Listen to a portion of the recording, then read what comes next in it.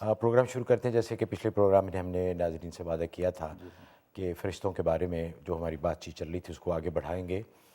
تو ایک تو عمومی طور پر فرشتوں کے بارے میں اور خصوصی طور پر حضرت جبرائیل علیہ السلام کے بارے میں ذرا فرمائیے کہ ان کا اصلی نام کیا ہے، ان کی جسامت کیا ہے اور ان کا کیا مقام ہے، خاص طور پر حضرت جبرائیل علیہ السلام کے بارے میں. نحمدہ ونصلی ونسلم علی رسولہ الکریم، اما بعد. جیسا کہ گزشتہ عرض کیا تھا کہ اللہ تبارک و تعالیٰ نے اپنی مخلوق میں سب سے پہلے 4 فرشتے پیدا فرمائے: جبرائیل، میکائیل، اسرافیل اور عزرائیل. اور مزے کی بات یہ ہے کہ حدیث میں آتا ہے کہ یہی 4 فرشتے سب سے آخر میں مریں گے. تو ان چاروں میں سب سے اونچا مقام حضرت جبرائیل علیہ الصلوۃ والسلام کا ہے، جن کو سید الملائکہ کہتے ہیں. ان کا نام عبداللہ ہے. جبرائیل ان کا لقب ہے اور عبداللہ ان کا نام ہے. ان کی ذمہ داری، جیسا کہ میں نے عرض کیا تھا، کہ انبیاء اور رسول کے پاس وحی لے کے آتے ہیں، لشکروں کی نصرت اور مدد کرتے ہیں، دشمنوں کو ہلاک اور تباہ کرتے ہیں. یہ ان کی ذمہ داری ہے. جہاں تک ان کی جسامت کا تعلق ہے تو تفسیر در منصور کے اندر حدیث ہے کہ ان کے ایک کندھے سے دوسرے کندھے تک کا فاصلہ 500 سال کی مسافت ہے. اور دوسری روایت میں آتا ہے کہ ایک کندھے سے دوسرے کندھے تک 700 سال کی مسافت ہے. اتنا بڑا فرشتہ ہے. حضرت جو آپ فرما رہے ہیں مسافت، یہ کیسی مسافت ہے؟ اس میں کیونکہ حدیث آج میں کل آتا تو ہے، مسافت بڑی تیز ہو گئی ہے. اس حدیث میں آتا ہے کہ ایک تیز رفتار پرندہ وہ اگر اڑے تو وہ 500 سال کی مسافت جتنی دیر میں طے کرتا ہے، اتنا فاصلہ ایک کندھے سے دوسرے کندھے تک. اور ایک روایت میں 700 سال کی مسافت آتا ہے. تو یہ تعارض بھی پرندے کی رفتار پر مبنی ہے. اگر تیز ہے تو 500 سال ہے، اگر سست رفتار تو 700 سال. اور جیسے خود رسول اکرم صلی اللہ علیہ وسلم نے جبرائیل فرشتوں کو دیکھا تو فرمایا کہ اس نے جب اپنا ایک پر کھولا تو پورے افق کے اندر وہ ایک پر جو ہے چھا گیا تھا، سارا افق اس نے ڈھانپ لیا. اور اس کے پاؤں سبز رنگ کے اس کے پاؤں ہیں. حدیث میں فرمایا کہ اس پاؤں کے اوپر ایک موتی ہے، وہ اس طرح پڑا ہے جیسے کہ سبزے کے اوپر شبنم کا قطرہ پڑا ہے. اس کی پیشانی منور ہے، اس کے بال جو ہے وہ گھنگریالے ہیں اور اس میں پروں کے اندر موتی اور لؤلؤ جڑے ہوئے ہیں. اور دانت اس کے چمکدار اور چمکیلے ہیں. سر جو ہے وہ مرجان سے بھی زیادہ سفید ہے. یہ جبرائیل فرشتہ ہے کہ جس کی ذمہ داری وحی کی ذمہ داری ہے. ایک مرتبہ حضرت حمزہ رضی اللہ تعالیٰ نے عرض کیا سرکار دو عالم صلی اللہ علیہ وسلم سے کہ مجھے جبرائیل فرشتے کی زیارت کرنی ہے. حضرت صلی اللہ علیہ وسلم نے فرمایا کہ آپ اس کو دیکھنے کی تاب نہیں لا سکیں گے. کہا کہ نہیں، مجھے خواہش ہے کہ میں اس کو دیکھوں. تو سرکار دو عالم صلی اللہ علیہ وسلم نے حضرت جبرائیل سے یہ بات پہنچائی. کہا کہ ٹھیک ہے. انہیں کہا کہ بیت اللہ میں آ جائیں.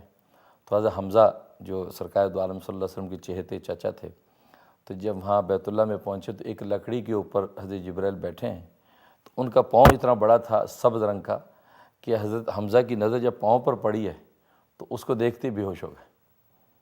اتنا بڑا یہ فرشتہ ہے.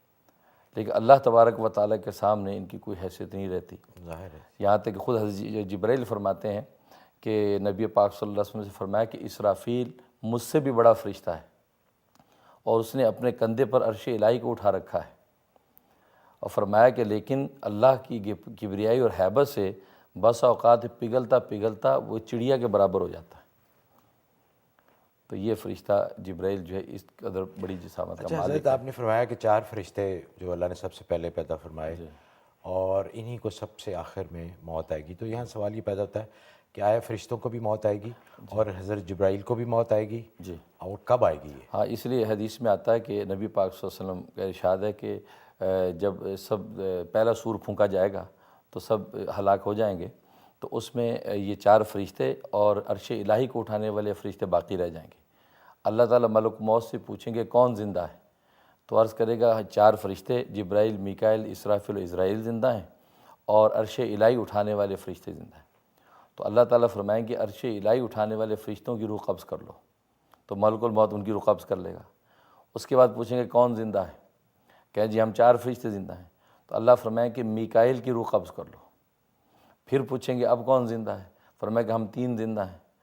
تو اللہ تعالیٰ فرمائیں گے کہ اسرافیل کی روح قبض کر لو. اس کے بعد پوچھیں گے اب کون زندہ ہے؟ تو ملک الموت کہے گا میں زندہ ہوں، جبرائیل زندہ ہیں. اس میں ایک روایت میں آتا ہے کہ اللہ تعالیٰ فرمائے کہ جبرائیل کی روح قبض کر لو. تو گویا کہ جبرائیل جو ہے ملک الموت سے پہلے مریں گے۔ اور ایک روایت میں آتا ہے اللہ تعالیٰ فرمائے کہ اسرائیل تو بھی مر جا، تو وہ مر جائیں گے۔ تو اب اللہ تعالیٰ پوچھیں گے جبرائیل سے کہ کون زندہ ہے، تو جبرائیل کہیں گے کہ اے اللہ تیری باقی ذات باقی ہے اور میری فانی ذات باقی ہے، اور کوئی بھی نہیں۔ تو اللہ تعالیٰ براہ راست جبرائیل کو بھی ماریں گے، کہیں گے جبرائیل اب تو بھی مر جا۔ یہ وہ وقت ہوگا کہ جب کوئی بھی زندہ نہیں ہوگا، اور اللہ تبارک و تعالیٰ 3 اعلان فرمائیں گے کہ لیمن الملک اليوم، آج کے دن کس کی بادشاہت ہے، لیمن الملک اليوم، آج کے دن کس کی بادشاہت ہے۔ تو تیسرے اعلان کے بعد خود ہی فرمائیں گے کہ للہ الواحد القہار، یہ اس ایک یکتا ذات کی بادشاہت ہے کہ جو زبردست ہے۔ اچھا حضرت، آپ نے فرمایا کہ حضرت جبرائیل کا اصل کام تھا کہ وہی، تو حضور صلی اللہ علیہ وآلہ وسلم کے بارے میں تو ہم سب کو پتہ ہے کہ حضرت جبرائیل ہی وہی لے کے آتے تھے، تو باقی پیغمبر جو گزرے ہیں حضور سے پہلے سب کو حضرت جبرائیل ہی ان کے لیے وہی لے کے آیا کرتے تھے؟ جی یہی انہی کی ڈیوٹی یہی تھی، تمام انبیاء اور رسول کے پاس وہی حضرت جبرائیل صلاۃ والسلام بھی لے کر آتے تھے۔ اور اس لیے حضرت جبرائیل صلاۃ والسلام کو خادم رب عز و جل بھی کہتے ہیں کہ اللہ تعالیٰ کے یہ خادم ہیں۔ اور نبی پاک صلی اللہ علیہ وسلم کے ساتھ تو ان کو بڑا تعلق تھا، بلکہ ایک حدیث میں آتا ہے کہ نبی پاک صلی اللہ علیہ وسلم نے پوچھا کہ جبرائیل تیری نظر میں میرا جو مقام ہے وہ تو میں جانتا ہوں، لیکن اللہ کے ہاں میرا کیا مقام ہے؟ تو حضرت جبرائیل صلاۃ والسلام نے فرمایا کہ میں جتنے بھی نبیوں کے پاس وہی لے کے گیا ہوں، آپ سے زیادہ محبوب اللہ کی نظر میں کوئی نبی نہیں ہے۔ اور اس کے بعد فرمایا کہ اسرافیل اللہ تبارک و تعالیٰ سے اتنا قریب ہے کہ صرف 70 نور کے پردوں کا فاصلہ ہے، لیکن اگر کسی بھی نور کے پردے کے وہ قریب ہو گیا تو وہ جل کے راکھ ہو جائے گا۔ اس کے بعد فرمایا کہ اے اللہ کے حبیب، میری رسائی بس یہاں تک ہے، اس سے بعد کے مقامات تو میں جانتا بھی نہیں، اور آپ کے مقامات اس سے بعد ہیں۔ ماشاء اللہ۔ تو کہا کہ جبرائیل کو بھی سرکار دو عالم صلی اللہ علیہ وسلم کے مقام تک رسائی نہیں ہے، آپ کو اللہ نے مقام عطا فرمایا۔ اچھا حضرت،